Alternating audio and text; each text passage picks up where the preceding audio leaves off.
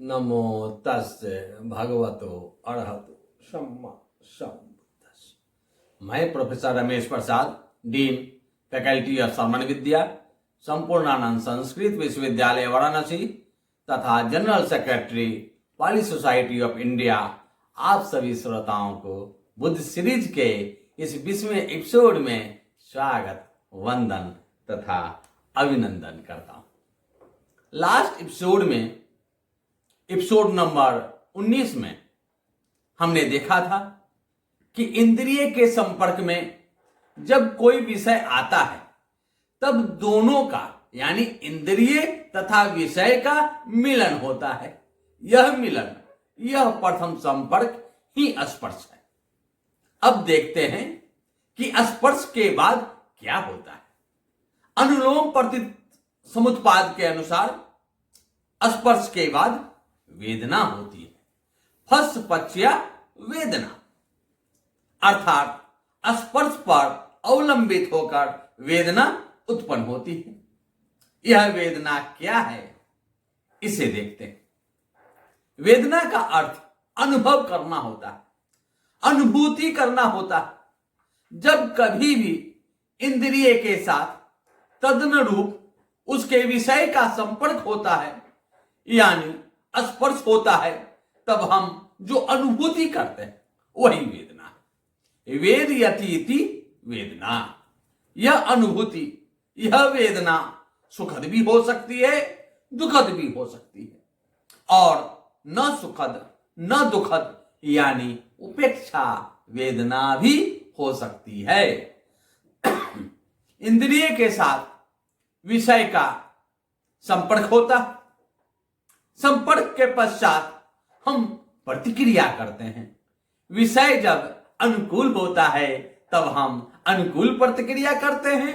वैसी स्थिति में हमें जो अनुभूति होती है वह सुखद होती है। इस अनुभूति को सुखावेदना कहते हैं।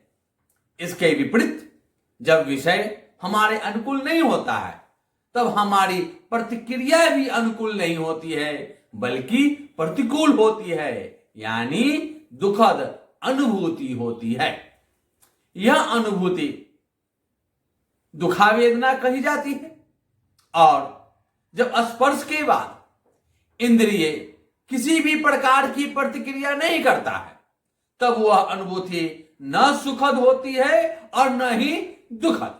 वह अनुभूति उपेक्षा अनुभूति होती है, जिसे पाली एवं थेरवाद में उपेक्षा वेदना कही जाती है।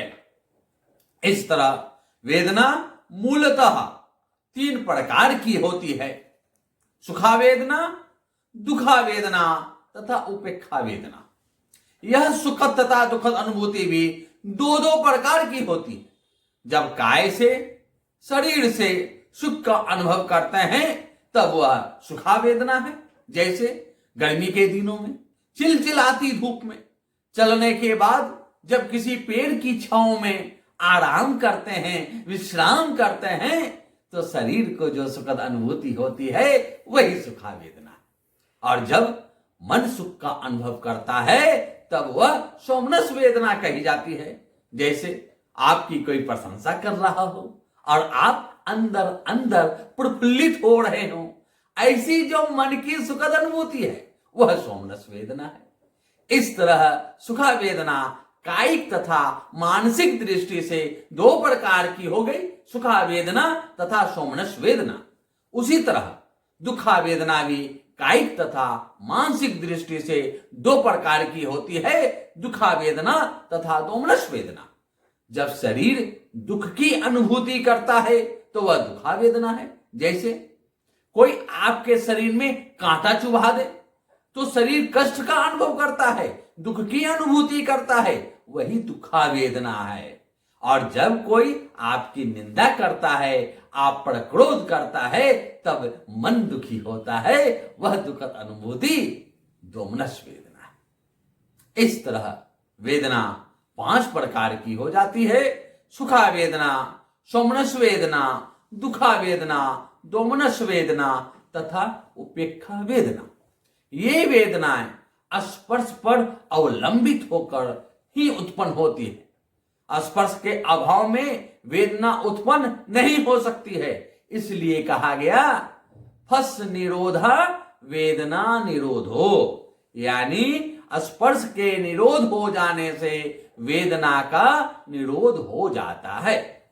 अब प्रतीत समुत्पाद का अगला निदान तन्हा यानी तृष्णा को देखते हैं। तृष्णा की चर्चा हम 4 नोबल ट्रुथ्स वाले एपिसोड में यानी एपिसोड नंबर 6 में विस्तार से कर चुके हैं। कामना, आसक्ति, राग अथवा प्राप्ति की इच्छा ही तृष्णा है। विशुद्धि मग्गों में कहा गया है परि तस्तीति तन्हा, अर्थात प्यास का होना तृष्णा है।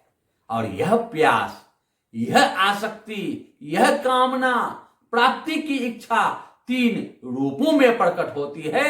वे हैं काम तृष्णा, भव तृष्णा तथा विभव तृष्णा। सामान्य तौर पर जैसा कि मैंने एपिसोड संख्या 6 में चर्चा की थी कि इंद्रिय सुख की इच्छा काम तृष्णा है, अपने अस्तित्व को बनाए रखने की इच्छा भव तृष्णा है और दूसरे को विनाश अथवा नष्ट करने की इच्छा विभव तृष्णा है। लेकिन इसके विशेष अर्थ गंभीर है। मेरे कुछ श्रोताओं ने उस गंभीर अर्थ को जानने की जिज्ञासा जाहिर की है। मैं बहुत विस्तार से नहीं जाऊंगा क्योंकि वे अर्थ अभिधर्म के ज्ञान के बाद ही सुबोध हो पाएगा। फिर भी इस चर्चा को कुछ आगे बढ़ाता हूं। दीघ निकाय के संगीति सूत्र में भगवान बुद्ध तृष्णा के स्वरूप को बतलाते हुए कहते हैं तिस्सो तन्हा, काम तन्हा, भव तन्हा, विभव तन्हा। अर्थात 3 प्रकार की तृष्णा है, काम तृष्णा, भव तृष्णा तथा विभव तृष्णा। फिर आगे वे कहते हैं अपरापि तिस्सो तन्हा, काम तन्हा, रूप तन्हा, अरूप तन्हा। अर्थात तृष्णाएं 3 हैं, काम तृष्णा, रूप तृष्णा तथा अरूप तृष्णा। फिर तथागत कहते हैं अपरापि तिस्सो तन्हा, रूप तन्हा, अरूप तन्हा, निरोध तन्हा। अर्थात तृष्णाएं 3 हैं, रूप तृष्णा, अरूप तृष्णा तथा निरोध तृष्णा। यहां रूप तृष्णा, अरूप तृष्णा तथा निरोध तृष्णा को देखते हैं। रूप लोक के प्रति जो आसक्ति है वह रूप तृष्णा है। अरूप लोक के प्रति जो आसक्ति है वह अरूप तृष्णा है। भव चक्र से हम मुक्त हो जाएं, ऐसी इच्छा निरोध तृष्णा है। अटकथाकार बुद्ध घोष ने भव तृष्णा के अंतर्गत रूप तृष्णा तथा अरूप तृष्णा को सम्मिलित किया है तथा विभव तृष्णा को निरोध तृष्णा के सादृश्य बतलाया है। इस दृष्टि से भव तृष्णा से तात्पर्य है रूप लोक, अरूप लोक में उत्पन्न होने की इच्छा। मोटे तौर पर रूप लोक तथा अरूप लोक को स्वर्ग लोक कह सकते हैं। और विभव तृष्णा से तात्पर्य है जन्म मरण के चक्र से मुक्त होने की इच्छा। कहने का अर्थ है कि इंद्रिय सुख की जो इच्छा है वह काम तृष्णा है। हम पुनः उत्पन्न होवें रूप लोक में, अरूप लोक में, ऐसी इच्छा भव तृष्णा है। और हम उत्पन्न ही न होवें, हम भव चक्र से मुक्त हो जाएं, ऐसी इच्छा विभव तृष्णा है। अभिधर्म के अनुसार कामावचर्चित भूमि वाली तृष्णा काम तृष्णा है। रूपावचर्चित भूमि तथा अरूपावचर्चित भूमि वाली तृष्णा भव तृष्णा है और लोकोत्तर चित भूमि वाली तृष्णा विभव तृष्णा है। अभिधर्म की चर्चा के बाद यह गुत्थी स्वतः ही सुलझ जाएगी। सच कहूं तो मैं इस गंभीर विवेचन में आपको उलझाना नहीं चाहता था, लेकिन कतिपय लोगों की जिज्ञासा शांत करने के लिए इतना विवेचन करना पड़ा।